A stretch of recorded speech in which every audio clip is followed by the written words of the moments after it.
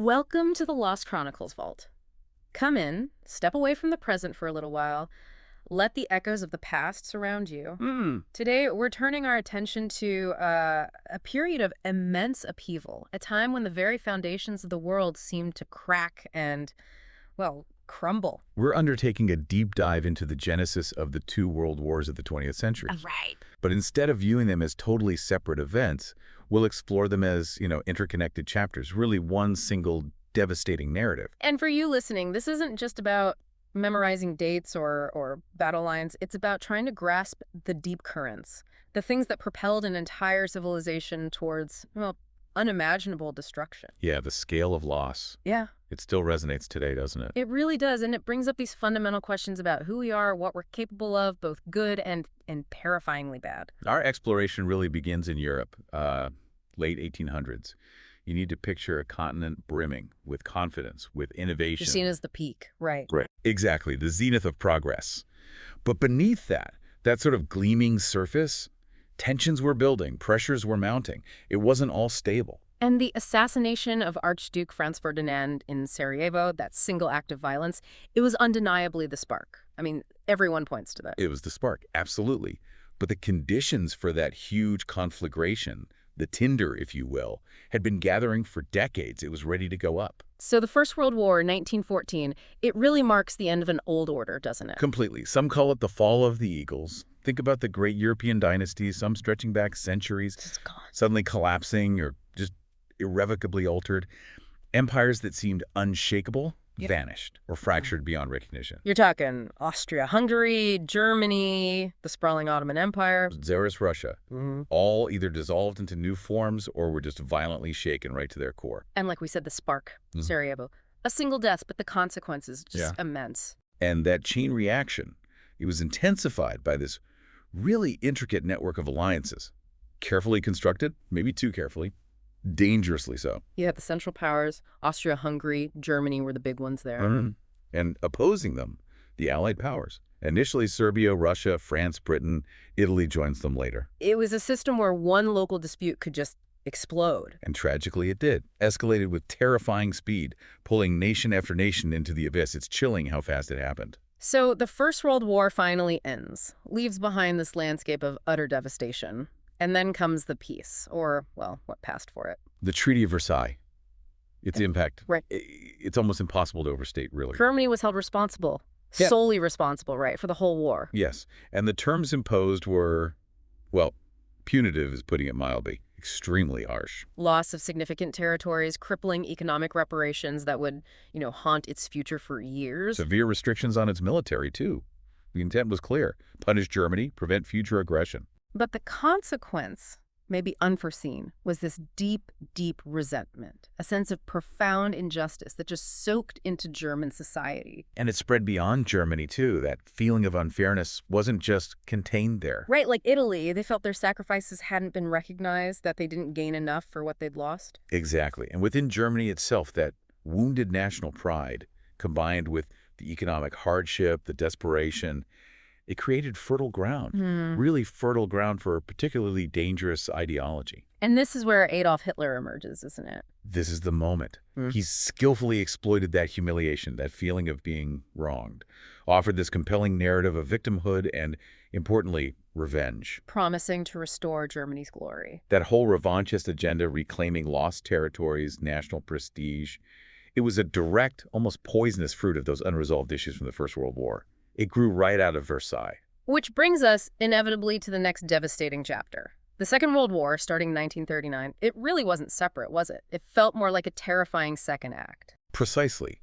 You absolutely cannot understand the Second World War without first understanding the first. They're linked. The rise of fascism in Italy. Under Mussolini, yeah, and the terrifying ascent of Nazism in Germany. These movements were inextricably linked to that bitter aftermath of the Great War. Even things like the communist movements across Europe. Profoundly shaped by it, Right. by the earlier conflict, by the Bolshevik Revolution in Russia, which, established the first communist state and inspired others. It all feeds into the same turbulent period. It's just, it's almost unbelievable when you step back. Europe in the 19th century seemed to have reached such an extraordinary point. Right. Remarkable scientific discoveries, Darwin's theory. incredible technological progress. New economic ideas like socialism, liberalism gaining traction, art, culture flourishing, philosophy. Kant, Hegel, Schiller, giants shaping thought itself. It really was seen as the pinnacle of civilization. The promise of progress seemed, well, unstoppable. And yet, this very continent, the birthplace of all that achievement, descends into this abyss of brutality on a scale never seen before. It's a profound paradox, isn't it? How could a civilization that produced that level of thought plunge into that level of destruction? And the personal connections just make it even more bewildering. Tsar Nicholas II of Russia, Kaiser Wilhelm II of Germany, they were first cousins. Both grandsons of Queen Victoria. It feels almost like a catastrophic family feud that spiraled completely out of control. What's striking, too, is how the methods of war had evolved so dramatically, but the thinking. The military thinking hadn't kept pace. Not at all. The First World War saw these horrifying new technologies, didn't it? The machine gun, especially. Unprecedented firepower, leading to casualty figures that were just staggering, nothing like it before. Yet they were still fighting in trenches, static lines, like something out of the Napoleonic era almost. It was that catastrophic mismatch, wasn't it? Outdated tactics against terrifyingly modern weapons. That led to the stalemate, the brutal trench warfare, the slaughter. And amidst all that carnage, art. Art took on this crucial role.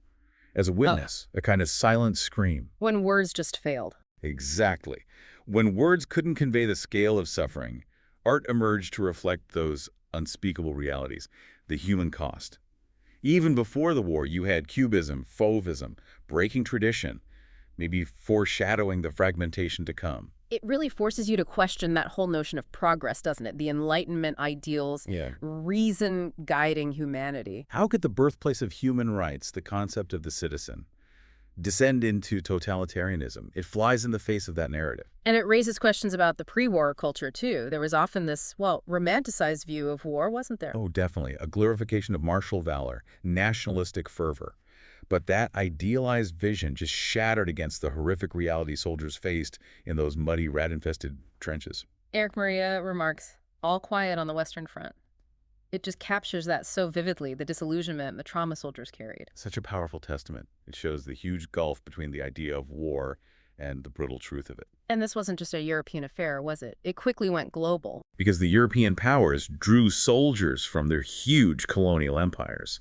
So a conflict starting in Europe swiftly morphed into a world war, pulling in forces from Africa, Asia, and eventually the Americas, too, into its devastating vortex. And the wars themselves, they acted as these incredibly powerful catalysts for change. Societal transformation, yeah. Social structures shifted rapidly. Technology accelerated at an astonishing rate, often driven by the war effort. Think about radio, cinema. Their early widespread use for propaganda, for information. It's sobering how quickly tech gets weaponized. And the whole geopolitical landscape was shifting dramatically, too. Nationalism was such a powerful force. And often disruptive. German unification, Italian unification, Serbian nationalism, the whole idea of a greater Serbia. These were all contributing factors to the instability. And then you had the old empires, struggling, declining. The Austro-Hungarian Empire, under the aging Emperor Franz Joseph, seemed increasingly out of step with the 20th century, didn't he? Maybe his judgment was clouded by those awful personal tragedies, too. His wife, Empress Elizabeth, assassinated. And his only son, Crown Prince Rudolf, the suicide at Mayerling, leaving Archduke Franz Ferdinand as the heir. It added to that sense of an empire just teetering. And Tsarist Russia under Nicholas II, similarly vulnerable. He seemed ill-equipped for such a vast, complex empire. Despite its continued expansion elsewhere.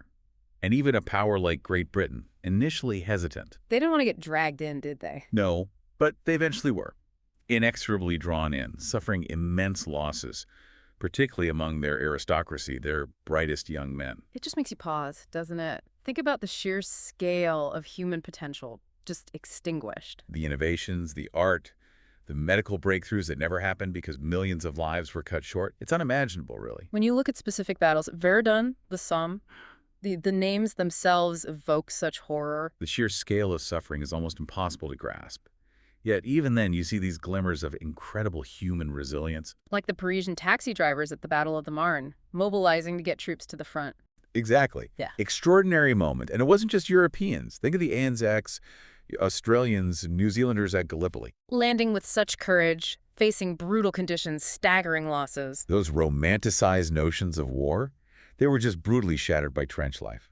The rats, the mustard gas, the constant shelling, the shocking disregard for human life by some commanders. So when you try to pin it down, the First World War wasn't caused by one single thing. No, absolutely not. It was a culmination. Numerous long-simmering tensions boiling over at once. Intense nationalism. The rise of socialist ideas. Fierce competition for colonies, resources. Decaying empires that struggle for global power and prestige. It all converged. And it seems like almost no one at the time really saw it coming, not the full scale of it. No, they couldn't grasp the enormity of the catastrophe that was just around the corner. Then the Second World War, it just amplified these horrors, didn't it, in terrifying new ways? Completely. Unlike the first, which was mostly army versus army on front lines, the second saw civilian populations become direct targets, deliberately. Their resources, their very existence, vital to the war effort. The impact on occupied cities, the speed and brutality of the Blitzkrieg, it was a fundamentally different, more total kind of war. And how did people respond? Culturally, intellectually, you see the lost generation emerging? Artists, writers, profoundly disillusioned by the horrors they'd witnessed. But even in the darkest times, there were flickers of resilience, weren't there? Like Hollywood, providing escapism. Yeah, becoming a powerful source of escapism, boosting morale. And think of J.R.R. Tolkien, a WWI veteran. His experiences must have informed Middle-earth. Undoubtedly. Though he resisted direct allegories, you feel it. And the interwar period also saw these vibrant, often experimental, avant-garde art movements. A world trying to make sense of the trauma. And music, such a powerful form of expression then. Songs like Lily Marlene, Crossing Enemy Lines, the voice of Edith Piaf from occupied France, powerful expressions of hope, defiance, the human spirit. The enduring impact of these two wars. It's undeniable, isn't it? The post-1945 world order, the international institutions set up afterwards, they still shape our world today. And 1945, of course, the dawn of the atomic age, changed everything forever. Amidst all the big history, though, it's crucial not to lose sight of the individual stories. The acts of heroism, resistance, ordinary people risking everything. Exactly. And the First World War almost unexpectedly spurred social change, too, like women's contributions being recognized. Leading to suffrage in places like Britain. Yes. Then the unfolding horrors of the Holocaust, a stark reminder of human cruelty, rooted in centuries of anti-Semitism, but also targeting so many other groups. Roma, Spanish Republicans, socialists, anarchists. The list is tragically long. And the suicide of Stefan Zweig in '42, a kind of symbolic response to what he saw as the death of reason in Europe. Those cynical political deals, too, like the Molotov-Ribbentrop Pact, carving up Poland. And the brutal redrawing of Europe's map. Poland re-emerging, Yugoslavia created. All consequences of these intertwined conflicts. So, as we keep digging into this, it just gets clearer and clearer, doesn't it? The First World War laid the groundwork. It was the foundational tragedy. It made the Second World War almost inevitable, in a way. The same players, the unresolved conflicts, the resentment, it all set the stage for something even worse. To really get the origins, though, we have to look back even further, to the 19th century, after Napoleon, around 1812, maybe a bit later. Right, the Holy Alliance, Yeah. led by Austria, Metternich, trying to stop future big wars, suppress revolutions inspired by France. And it worked, sort of, for a while. Kept continent-wide war at bay for nearly 90 years. Mostly. Didn't stop smaller conflicts or revolutions like the Paris Commune, the Romantic ones, but it maintained a kind of balance. Until new players emerged, powerful new states. Germany, unified by Prussian military might. Italy, unified through politics and figures like Garibaldi. These new powers upset that old balance. So the Holy Alliance system gives way to simpler, maybe more dangerous alliances. Exactly. You get former rivals, Britain and France, forming the Entente Cordiale. Amazing, really. Later joined by Tsarist Russia under Nicholas II, who seemed increasingly out of his depth. And opposing them. The new Germany, allied with the old, creaking Austro-Hungarian Empire under Franz Joseph. An empire really struggling with internal pressures, especially Serbian nationalism. Serbs saw Austria as the enemy, the occupier. And Franz Joseph himself, we mentioned him, seemed out of touch, weighed down by personal tragedy. So the assassination of his nephew, the heir, Franz Ferdinand, it wasn't just a political event for Austria. It was deeply personal for the dynasty, too.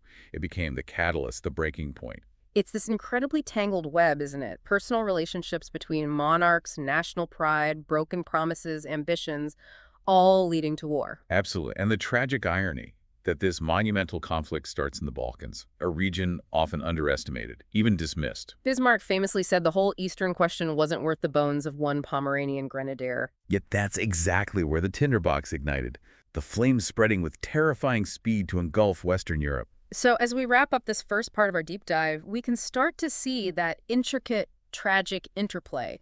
The historical forces in the 19th century, the shifts in power, new ideologies, personal tragedies, all converging. Leading towards the coming storm. And we're left again with those huge, unsettling questions, aren't we? About civilization itself, Yeah. about progress, about our capacity for creation and for utter self-destruction. We really encourage you, our listener, to keep exploring these events, delve into the stories, grapple with the questions they raise about our past and our future. Consider the fragility of peace, the lessons echoing from those battlefields. What do they tell us about the choices we face today? Something to think about. Thank you for joining us in this chapter, and never stop opening the vault. Please subscribe to our channel for more explorations into Lost Chronicles.